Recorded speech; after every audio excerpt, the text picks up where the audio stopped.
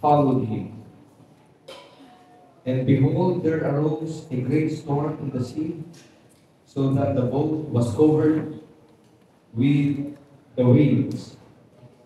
But he himself was asleep. And they came to him and awoke him, saying, Save us, we are perishing. Save us, Lord, we are perishing. And he said to them, Why are you timid, you men of little faith? And he arose and rebuked the winds and the sea, and it became perfectly calm. And the men marveled, saying, What kind of man is this, that even the winds and the sea obey him? Di natin tutuloy pagbasa, but verse 28 hanggang 34 ay patungkol po ito sa ministry niya doon sa area ng Decapolis, the other side of Galilee. At siya po ay nagpalayas ng masamang espiritu. Tinuloy niya yung pagbasa doon sa verse 28 hanggang 34. Dahil sa pangyayaring ito, nasaksiyan ito ng nakakalaga ng mga baboy, at ito'y ibinalita doon sa syudad.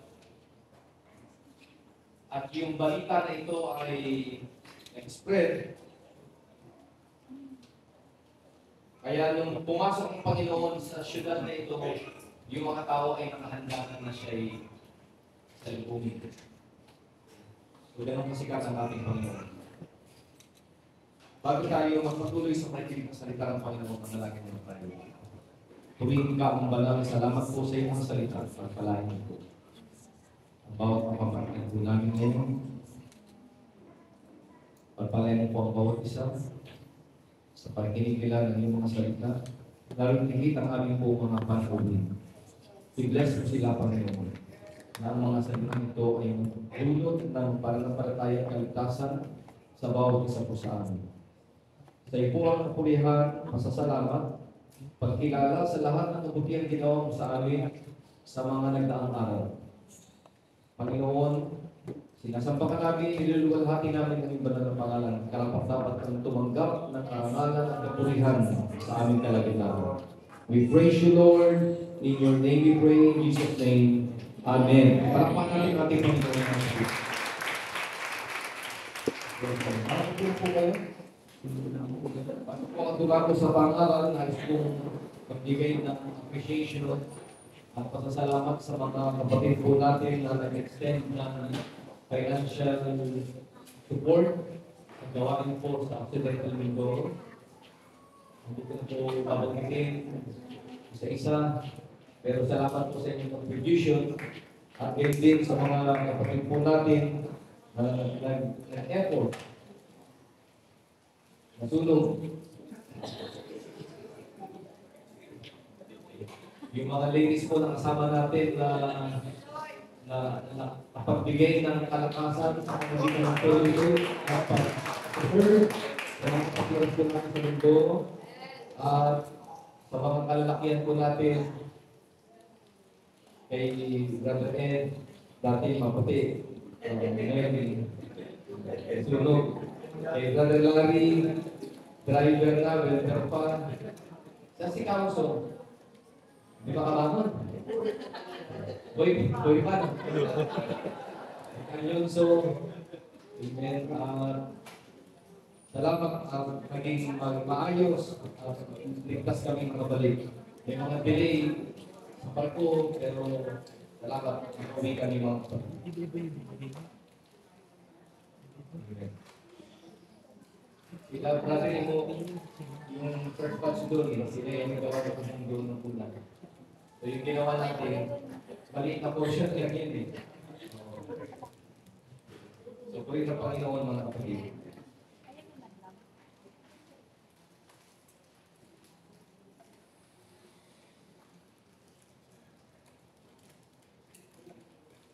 Let's go to the other side. Yan po yung mensahe ngayong umaga. Punta tayo sa kabilang dako. Anong meron sa kabilang dako? Tignan muna natin yung konteksto, no? Ng kwentong ito.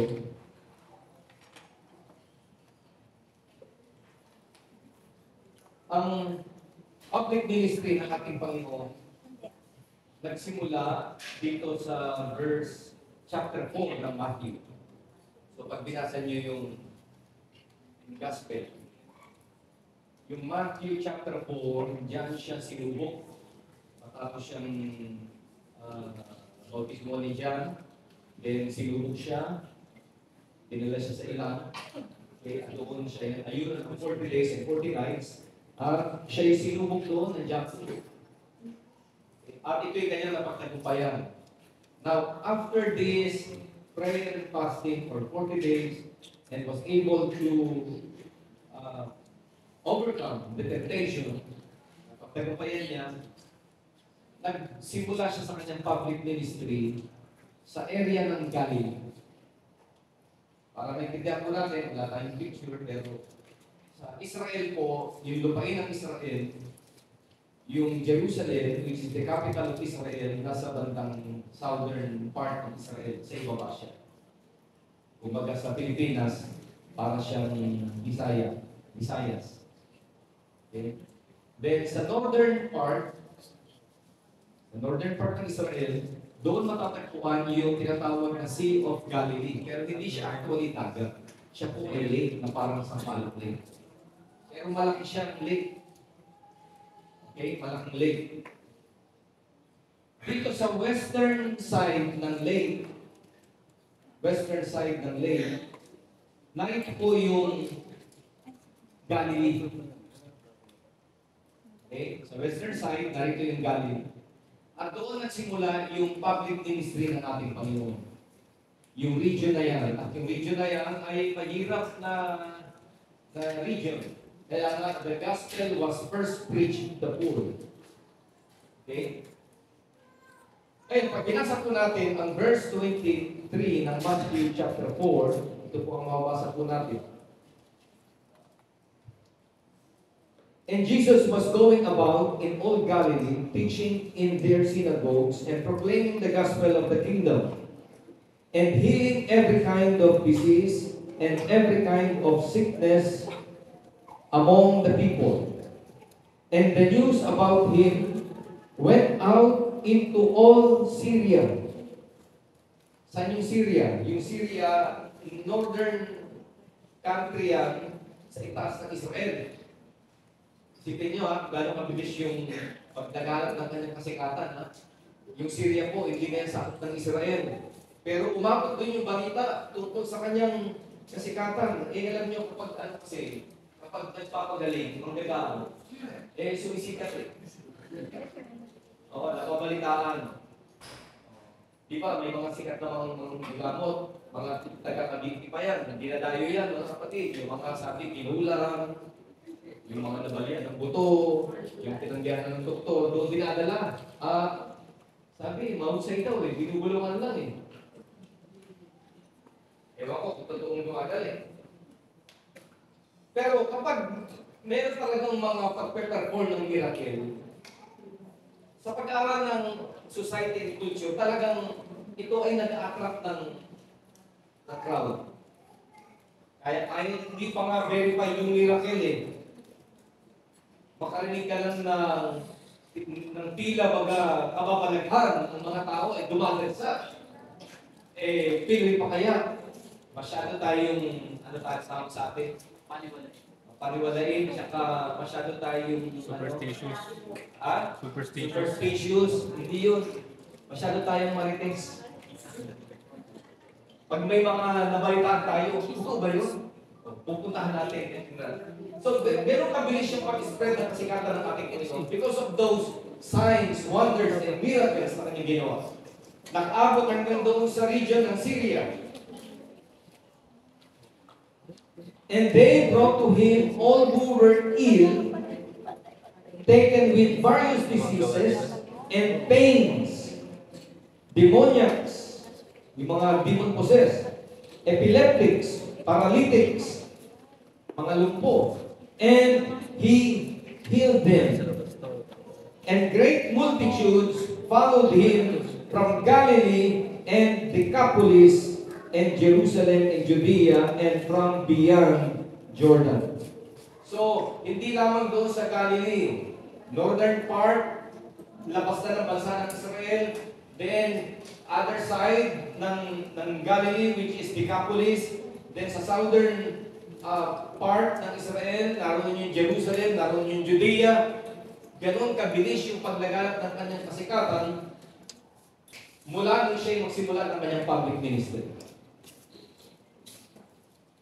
At ang sabi nito, great crowds followed him. Napakaraming sumusunod po sa kanya. Yung term na great crowd, hindi yan kagaya lang nito na bilang natin. Pag sinabing crowd, ang imagine ninyo yung mga nagrarally-rally. Yan yung crowd. Marami mga kapatid.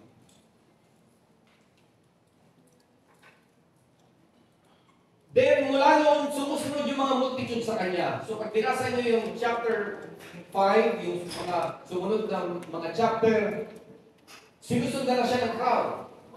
Sa kanyang pangaral, pinakikinggan siya. Nakikinig sila, namamanga sila sa mga aral at turo ng ating Panginoon. Okay?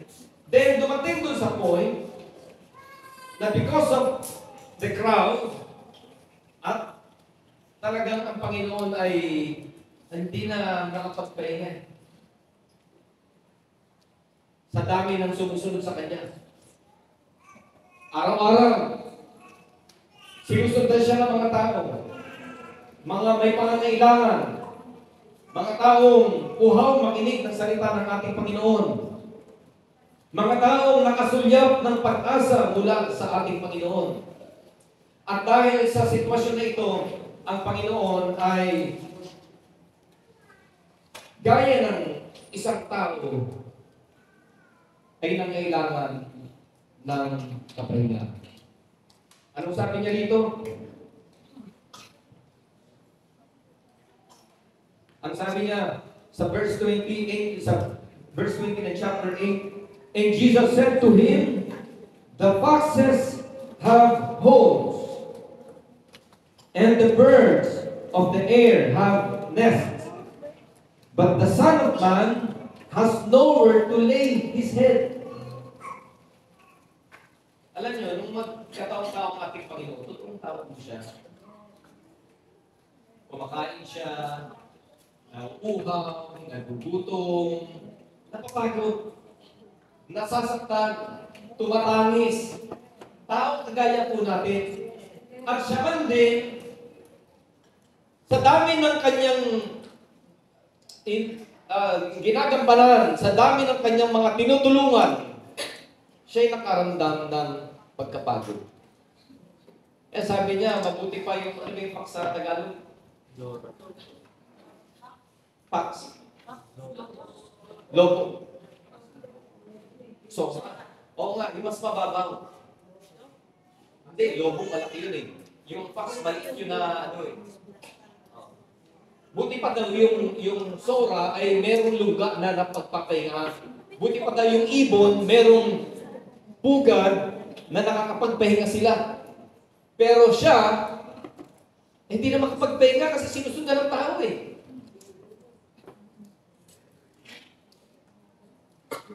Ay alam niyo yung mga doktor nga eh, yung mga doktor, hindi niya binibigay yung number nila. Meron lang talagang oras na doon mo sila matatawagan o makakontak. Bakit? Kasi ito kwento ito ni Sister Irma, di ba doktor siya? Ito kwento niya eh. Kahit alauna ng madaling araw, alas 2 ng madaling araw, pag may access yung tao sa number mo, wala pinipiling oras yun, kahit madaling araw, tatawagan ka. Eh, pag sinabing emergency, call of duty yun eh. Eh, ang doktor, meron lang field of ano yan, di ba? Specialty nila. Pero nagrereklamo na sila, di ba? sa dami ng mga pasyente. Kung ikaw ay pediatrician, may age bracket na yun lang yung sakop mo. Pag espesyalista ka sa puso, yun lang ang tinututukan mong karamdaman. Eh, ang Panginoon lahat, sa puso, sa utak, ano pa, sa bulsa, lahat eh.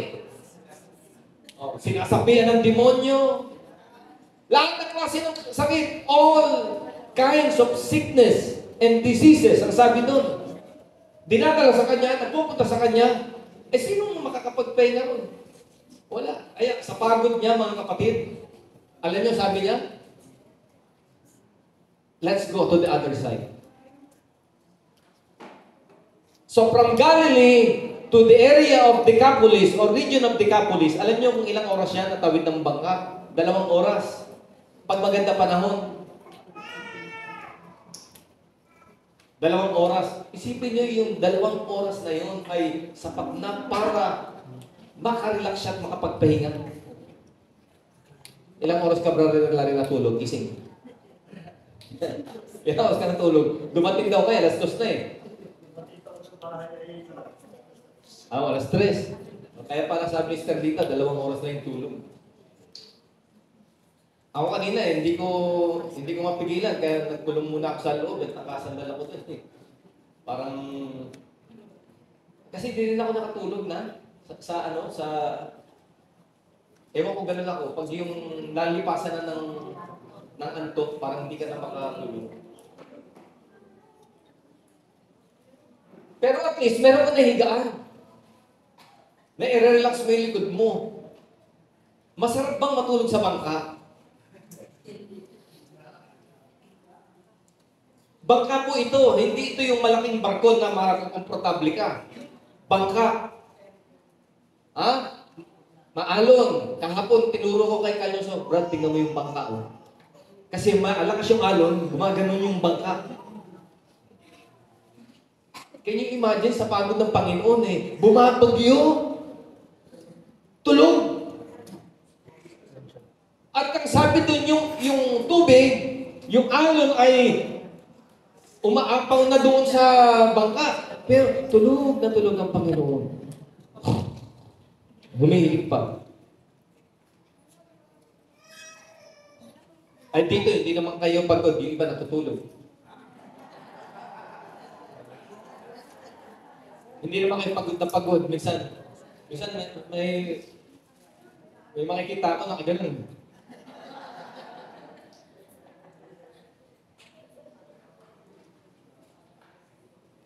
Eh, ang Panginoon pagod na pagod. Nakatulog talaga siya. Ngayon, sa pagod niya, mga kapatid, tulog na tulog, takot na yung mga alagad. Takot na takot. Wala silang choice. Lulubog yung bangka eh. Ginising nila ang Panginoon. Panginoon, hindi ka ba nangangamba na mapapahamak na tayo? Siguro na alipungatan ng Panginoon, pambira kayo, sarap ng tulog ko eh. Kayo mga walang pananampalataya, then Jesus calmed the storm.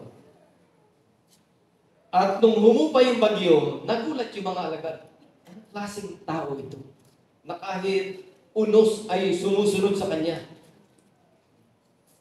At sila'y nakarating doon sa other side. Pagdating sa other side, balik sa trabaho. Ano ang binatnan niya ron? Di ba merong demon possessed? Sinalubong siya. Tapos, kinausap siya ng demonyo. Sino na nakausap ang demonyo? Hindi niyo pa nakausap ang demonyo? Anong klaseng Kristiyano kayo? Hindi niyo pa nakausap ang demonyo? Alam niyo, itataka ko sa inyo. Hindi niyo pa nakausap ang demonyo? Ha? Tingin kayo sa katabi niyo. Ay, hindi ako nagbibiro ah. Nagbibiro. Ganito yan. Naalala niyo si Panginoon, si Peter, nagtanong ang Panginoon, ano sa tingin niyo o ano sa pagkakilala niyo kung sino ako? Di ba si Peter na nakapagbigay ng sagot? Thou art the Christ, the Son of the living God. Ano sabi ng Panginoon kay Peter? Peter, papahanag ka sapagkat hindi yan i-reveal sa iyo ng flesh and blood, kundi revelation niya ng Diyos. Kita mo? Di ba? Pinuspos siya ng kaalaman mula sa Panginoon. Then lumipas lang ang ilang minuto, sinabi ng Panginoon, "Get thee behind me, Satan." Sino sinasabihan niya? Si Pedro. Alam niyo ba minsan, kasi ang demons, thought lang yan minsan eh. Thoughts, influence, kaisipan na sumasalungat sa kalooban ng Diyos. At minsan yung mga kaisipan na sumasalungat sa Diyos, lumalabas sa bibig ng tao. Lumalabas sa bibig ng asawa mo minsan. Lumalabas sa bibig ng asawa. Kay Pedro nga eh. So alam niyo na, nakausap niyo ng demonyo minsan. Basta't sumasalungat sa kalooban ng Diyos. Hindi yun sa Diyos. So nasalubong niya doon yung demon possessed. At nakipag-usap sa kanya, Panginoon, pumarito ka ba para i-torture kami na hindi pa napapanahon? Anong sabi ng demonyo? Paintulutan mo kami na sumanib na lang doon sa mga baboy. Ibig sabihin, yung area na yon ay lugar ng mga Gentiles. Kasi may nag-aalaga ng baboy. Kasi ang mga Hudyo, di naman kumakain ng baboy. Sila nakakain ng baboy. Pero bakit may herdman doon na nag-aalaga ng baboy? Ibig sabihin, hindi Hudyo yun. So, anong nangyari? Yung demonyo pumasok doon sa mga baboy. Tapos yung baboy, tumalon, nagpatiwakal. Nakita yun ng pangyayari. Nakita nung nag-aalaga. Nagulat siya, namangha siya. Anong ginawa? Tumakbo. Alam niyo yung mga evangelist, nagabalita yan. Para mag-prepare lang ng crowd eh. So, tumakbo yung herdman, tapos ibinalita doon sa city,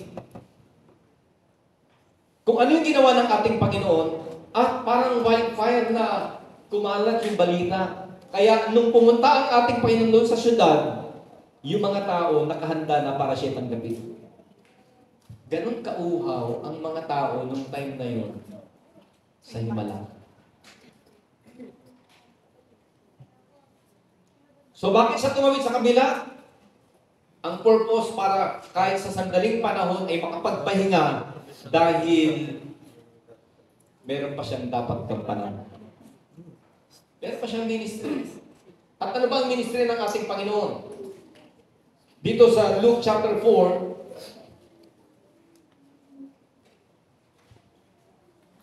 Luke chapter 4 verse 14 hanggang 21. And Jesus returned to Galilee in the power of the Spirit. And news about him spread through all the surrounding district. And he began teaching in their synagogues and was praised by all. And he came to Nazareth, where he had been brought up. And as was his custom, he entered the synagogue on the Sabbath and stood up to read. And the book of the prophet Isaiah was handed to him, and he opened the book and found the place where it was written, "The Spirit of the Lord is upon me, because He anointed me to preach the gospel to the poor. He has sent me to proclaim release to the captives and recovery of sight to the blind, and set free those who are downtrodden, to proclaim the favorable year of the Lord." And he closed the book and gave it back to the attendant and sat down. And the eyes of all in the synagogue were fixed upon him, and he began to say to them, "Today, this scripture has been fulfilled in your hearing." So ano ang nais ipabatid ng ating Panginoon? Nang basahin niya ang portion na ito ng Book of Isaiah, ipinaparating niya sa mga tao kung ano ang kanyang purpose, kung ano ang kanyang ministry, kung ano ang dahilan bakit siya narito sa lupa. He was the anointed one. At ano ang dahilan ng kanyang anointing? Bakit siya inanoint? Ano ang kanyang ministry? Upang ipangaral ang ebanghelyo sa mga dukha. Upang palayain ang mga bihag. Upang bigyan ng paningin ang mga bulag. Upang pagalingin ang lahat ng klase ng sakit. At ipahayag ang kalayaan na nagmumula sa Diyos. Yun yung kanyang purpose. Malinaw ito sa kanya. Kaya nga, bata pa lamang siya. Nung magkaroon siya ng kamulatan, ginampanan niya na ito eh. Kasi malinaw sa kanya ang purpose ng buhay niya, ba't siya naparito? Di ba? 12 years old siya, nagpunta sila ng Jerusalem para dumalo ng pistahan. Then on the way home, 3 araw na naglalakad. Oh, kulang. Parang sila sa Termayra nung pauwi na. Kulang. Nawawala. Wala si Jig. 3 araw na naglalakad. Doon mo lang napansin, kulang. Tapos balik sila, di ba? Saan nila binata ng Panginoon? Sa templo, sinong kausap? Yung mga matatalinong tao, mga nagbiyasak sa kautusan. Tapos nung awatin siya, ano sabi niya? Anong business niya? Father's business. Murang edad. Alam niya yung kanyang purpose. Then at the age of 30, hindi na nagdetalye kung ano yung mga nangyari doon sa pagitan na yun. Pero nung siya'y sumapit sa kanyang maturity at the age of 30 after baptism, nagtuloy-tuloy na yung kanyang ministry. Hindi na siya tumigil. Sa loob ng 3.5 years, ang Panginoon ay walang pagod at walang patid na ginampanan ang kanyang ministry hanggang sa dulo ng kamatayan. Bakit? Malinaw kasi sa kanya ang purpose niya eh. Kaya nga alam niya ba't siya mamamatay. Alam niya ba't siya magdurusa eh. At tandaan natin ito mga kapatid. Ang buhay na walang purpose ay kagaya ng barko na walang timon. Timon ba tawag doon? Ang buhay na walang purpose, parang barko na walang timon. Ang buhay na walang purpose ay parang jeep na walang giya. Anong tawag niyan? Gear. Yung control? Giya ba yun? Giya. Pag nawala yun eh, kahit anong pihit mo eh, hindi susunod yung gulong. Ang buhay na walang purpose, disgrasya. Kaya ang message na ito na gustong iparating sa atin, dapat maging malinaw sa atin ang purpose natin. Dapat maging malinaw sa atin, ba't ka nandito? Alam niyo kung pupunta ka ng bahay-sambahan at hindi ka nagbabago, bakit di mo alam purpose mo? Kung naglilingkod ka sa Panginoon at matagal ka nang dumadalo rito mga kapatid, at hindi mo pa rin nagagampanan yung mga bagay na dapat ginagampanan mo, hindi mo alam purpose mo. Tandaan natin, a life without a purpose is like a ship without a sail. Mahalaga yun. Now, bakit mahalagang maintindihan natin kung anong purpose natin sa buhay? Kasi kung hindi malinaw sa'yo ang purpose mo, madali kang tumigil at sumuko at bumigay.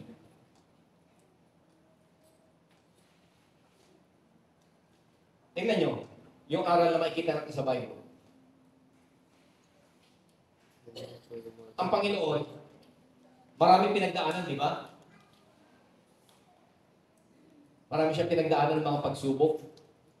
Eh bakit hanggang kamatayan? Hindi siya bumigay, hindi siya sumuko. Bakit kahit mahirap hindi siya sumuko? Kasi alam niya ang purpose niya eh. Si Peter, nung pasimula, hindi niya alam purpose niya eh. Nakapokus siya nun sa pangingisda eh. Do you love me more than this? Yung sagot niya hanggang bibig lang eh. Yes, Lord. I love you. Pangalawang tanong, mahal mo ba ako kaysa rito? Yes, Lord. I love you. Pangatlo, doon lang nagsingin kay Peter. If you love me, feed my sheep. And from that day, naging malinaw kay Peter, ito yung purpose ko. Kaya nung makita niya yung layunin na yun ng Diyos sa buhay niya, lahat ba naging smooth? Hindi. Nabilanggo nga siya eh. Hinuhuli sila, di ba? Tapos, hinagupit. Kinabukasan, makakalaya, mangaral na naman. Pinagbabawalan, pero tuloy-tuloy pa rin. Hindi pa rin nadala, binilanggo, sinampulan, pinatay si James. Kinabukasan siya nasusunod. Ay, hindi pa rin tumigil. Hanggang sa siya'y maging martir. Bakit nagpatuloy siya? Bakit tumawid siya ron sa other side? Pagod na, pero bakit tuloy pa rin? Alam niya purpose niya.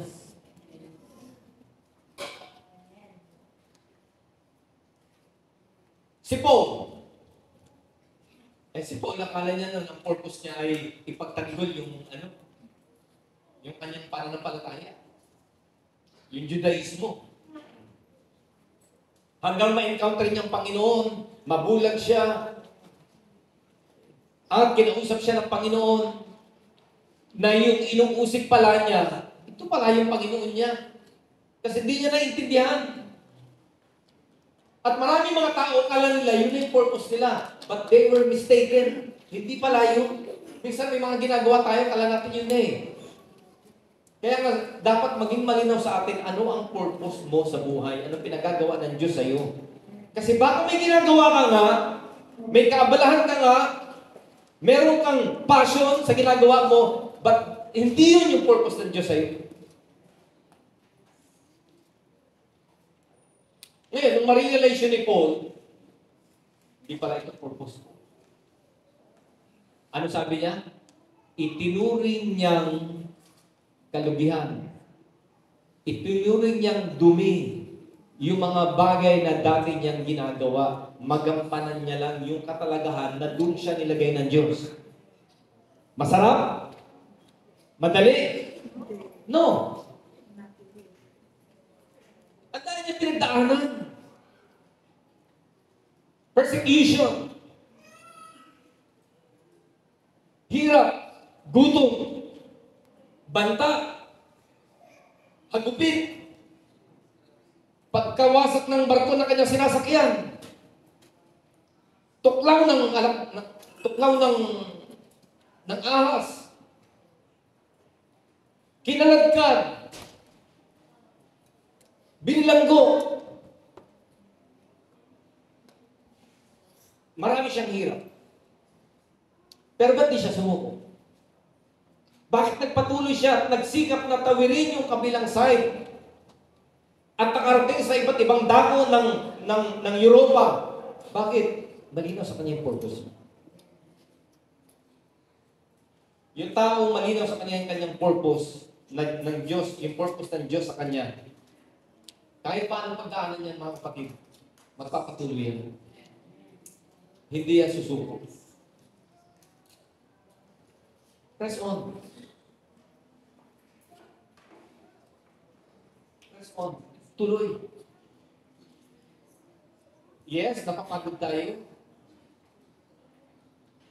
Di ba? Pagod kayo. Nari mo, pagod ka na rin, di ba? Di ba? Mga pagod tayo eh. Pero may araw ng linggo eh. Nakakuha niyo ba yung point? Pagka wala kang tulog, wala kang pampahinga, nanlalata ka, pero banal sa Diyos. You know your purpose. Di ba? Alam mo yung purpose mo. Hindi ka nakasimba dahil napuyat ka sa cellphone. Hindi ka nakasamba dahil napagod ka sa ibang gawain. Pero nakakatuwa yung mga Kristiyano kahit may sakit. Di ba? Yung kapatid ni Sister Lisa, si Gigi, buhatin niyo ako, dahil niyo ako sa simbahan. Hirap na hirap, nandiyan dyan sa likod. Nagtataas ng kamay, masakit ang katawan. Naka-wheelchair. Bakit? Alam niya yung purpose niya. Yung mga kapatid na kahit hindi mo lang halata, may pinagdadaan sa buhay. Tuloy-tuloy. Bakit? Malinaw sa kanila yung kanilang purpose. For me, to live is Christ and to die is gain.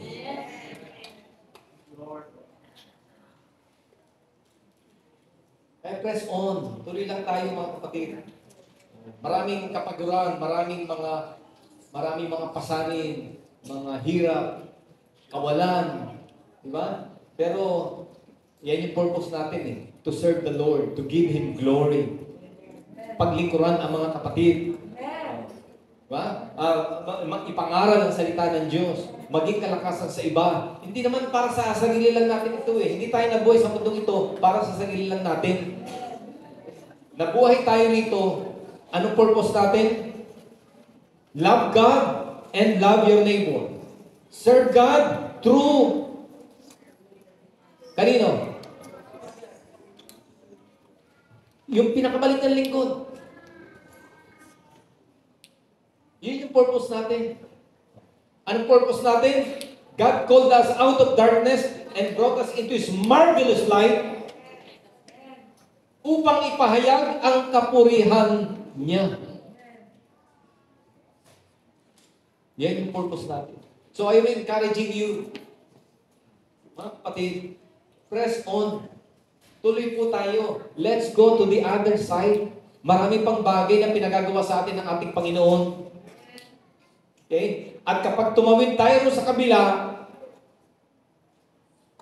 may mas greater work na dapat pa nating gampanan. Okay? Hindi po tayo dapat tumigil. Hindi tayo dapat masayahan na, okay na ito, nagawa ko na. Hindi po ganon. Dapat nagtutuloy-tuloy po tayo. Bakit? Kasi we cannot outlaw the Lord. Hindi naman natin, kumbaga, walang sobra na maibibigay natin sa Diyos. Walang sobra. Yung sasabihin mo, labis na. Yung naibigay ko sa Panginoon, marami na ako naibigay. Marami na akong gugol na lakas. Naibigay ko na yung talino ko. Okay na yun. Hindi ho ganun. Hindi ho natin mahihigitan yung kabutihan at yung biyaya na binigay ng Diyos sa atin. At anumang sakripisyo at pagpapagal na binibigay natin sa ating Panginoon, karapat dapat lamang siya tumanggap niyan, mga kapatid. Karapat dapat siya tumanggap.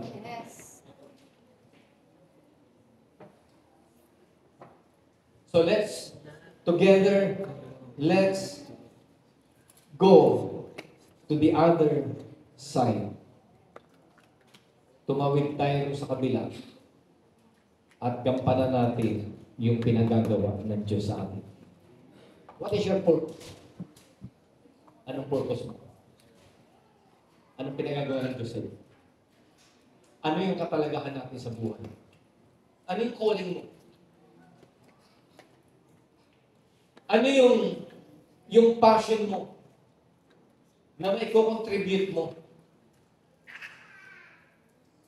Ano yung maiaambag mo na magbibigay ng kapurihan sa ating Panginoon.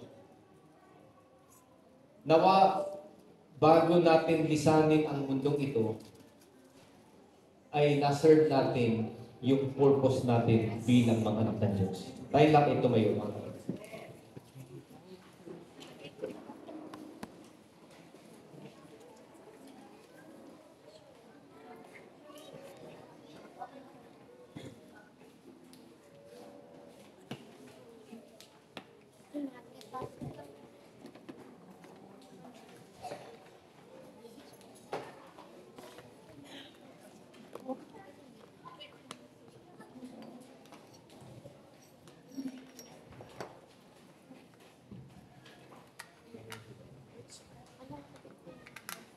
Ganun, let's come to the Lord.